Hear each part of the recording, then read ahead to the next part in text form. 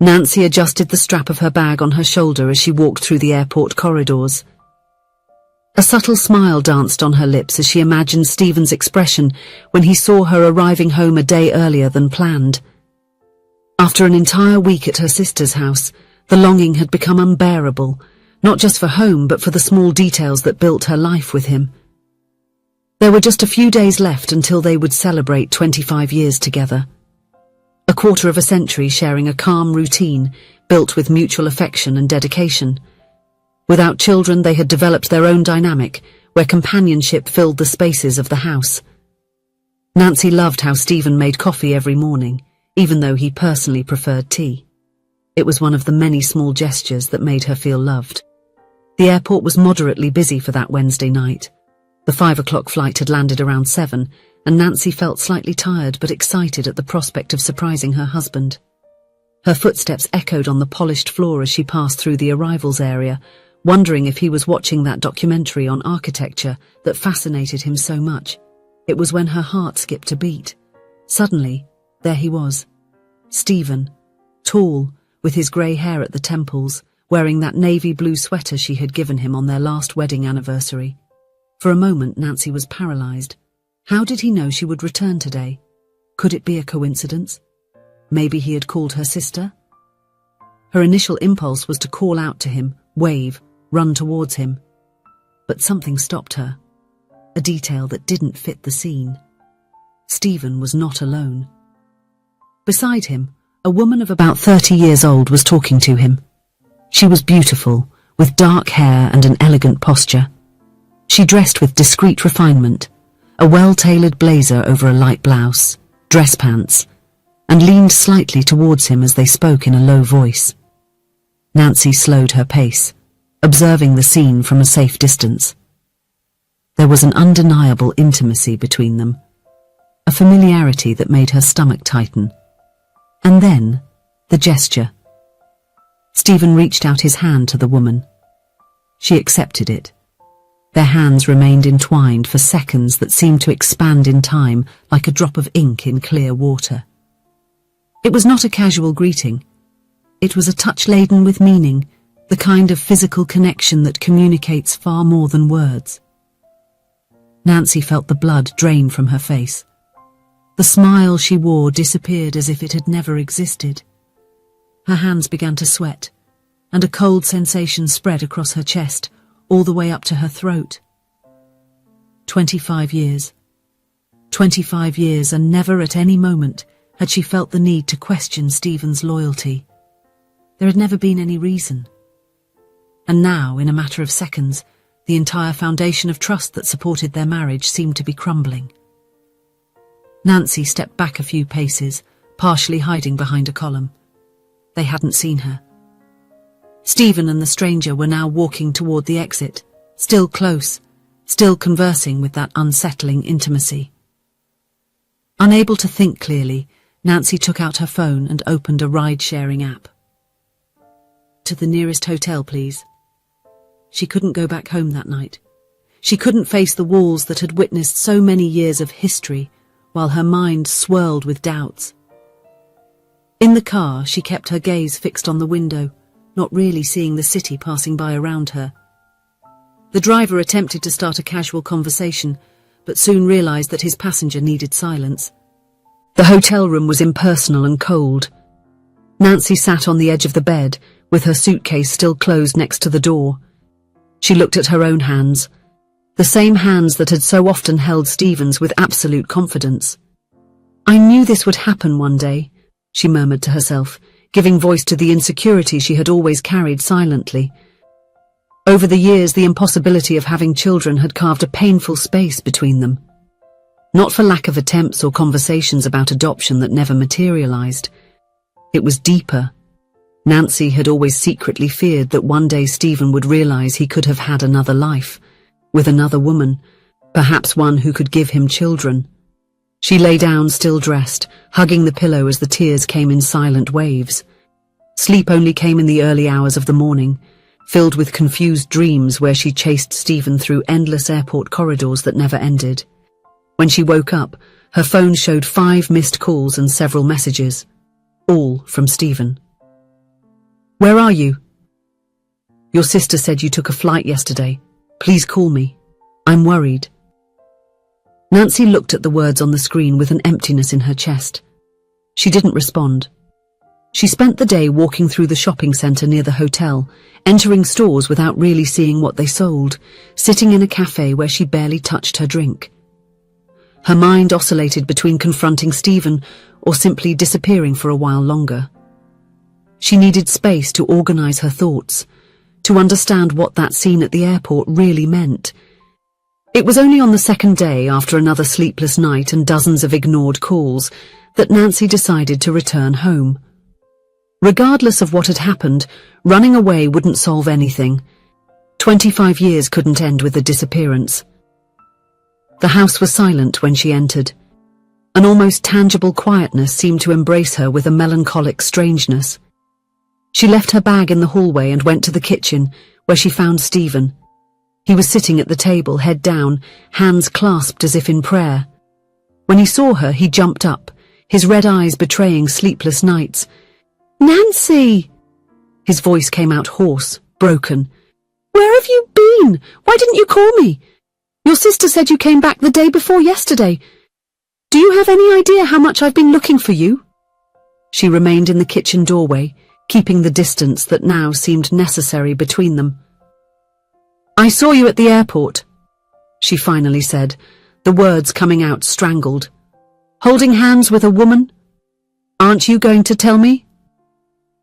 Stephen's face visibly paled. The sudden understanding seemed to hit him like a physical blow.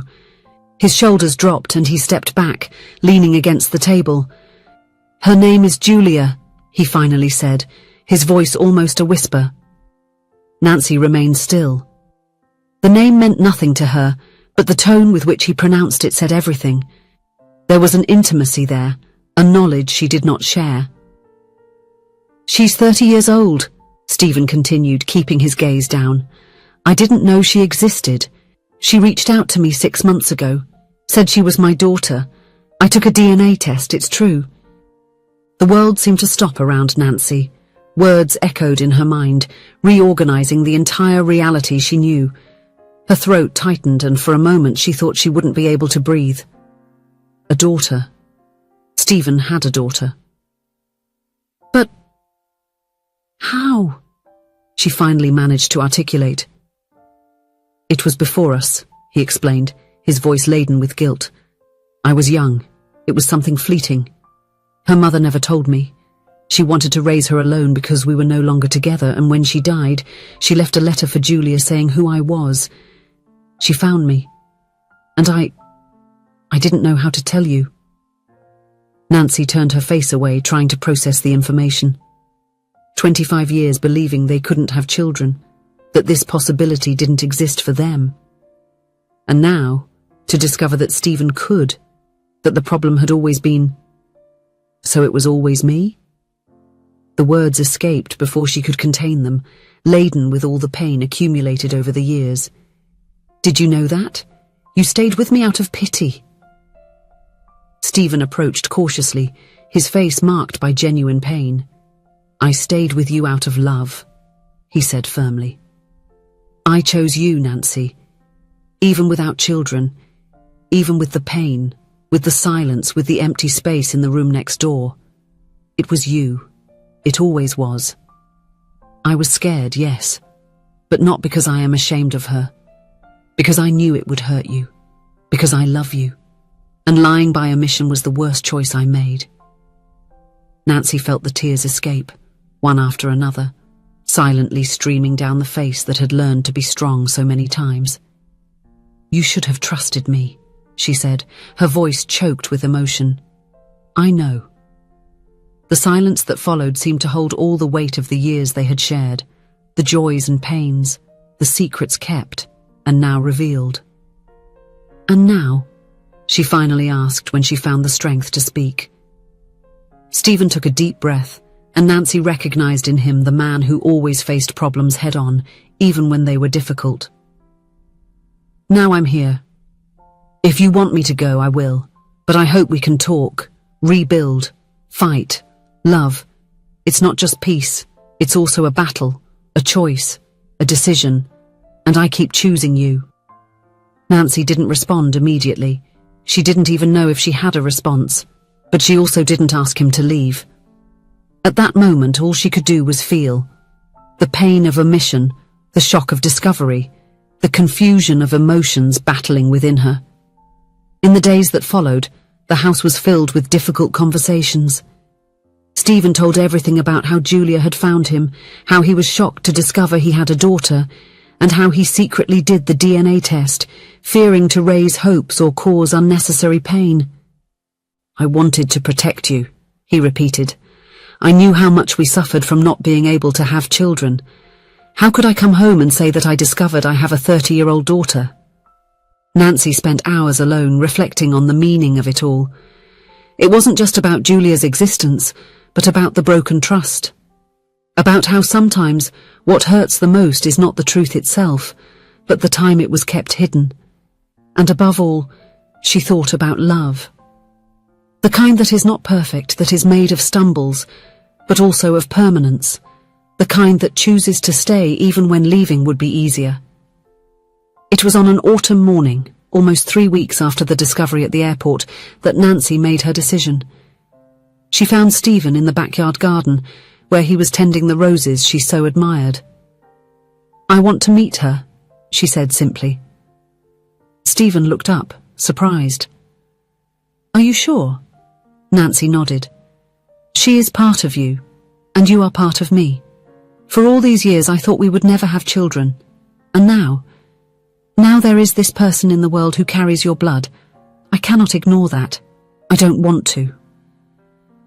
The meeting was scheduled for a Sunday, in a quiet cafe in the city centre. Nancy arrived with Stephen, her heart pounding so hard she was sure he could hear it. She recognized Julia immediately, the same eyes as Stephen's, the same gesture of running her hand through her hair when nervous. The conversation began hesitantly, full of pauses and timid smiles. Julia talked about her life, about the mother who had passed away 2 years earlier, about how long it took to gather the courage to seek out her biological father. "I always knew there was someone," she said. "My mother never hid the fact that my father wasn't present because she chose it that way. She never spoke ill of you," she added, looking at Stephen. "She just said you were both very young and she preferred to go on her own." Nancy watched the interaction between father and daughter with a mix of emotions that she couldn't entirely name. There was pain there, yes. The pain of lost possibilities, of years that would not return.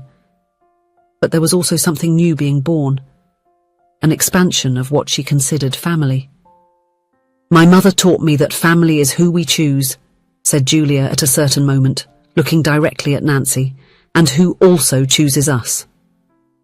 When they returned home that night, Nancy felt something different in the air, a lightness she didn't expect to find so soon. As they prepared dinner together, as they had done for so many years, Stephen watched her with a look that combined gratitude and admiration.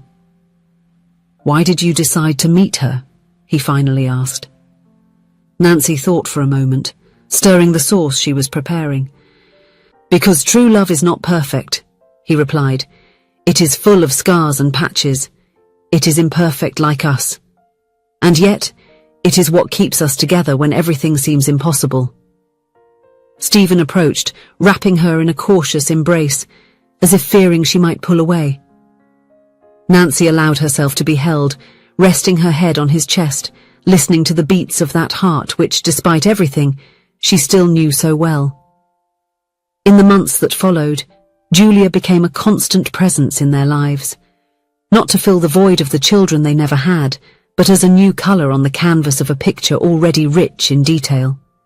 They learned to build a relationship of their own, based not on the past they didn't share but on the present they chose to create together.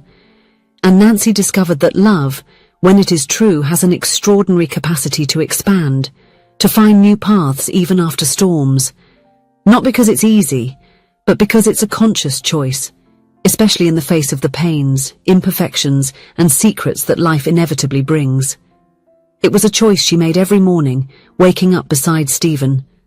A choice reflected in the coffee he continued to make, even though he preferred tea. A choice that now included a new name, a new face, a new story intertwined with theirs. A choice called a new beginning. If you enjoyed the story, please leave a comment with a rating from 1 to 5 to show how much you liked it. Also, watch the video that is now appearing on your screen. See you soon.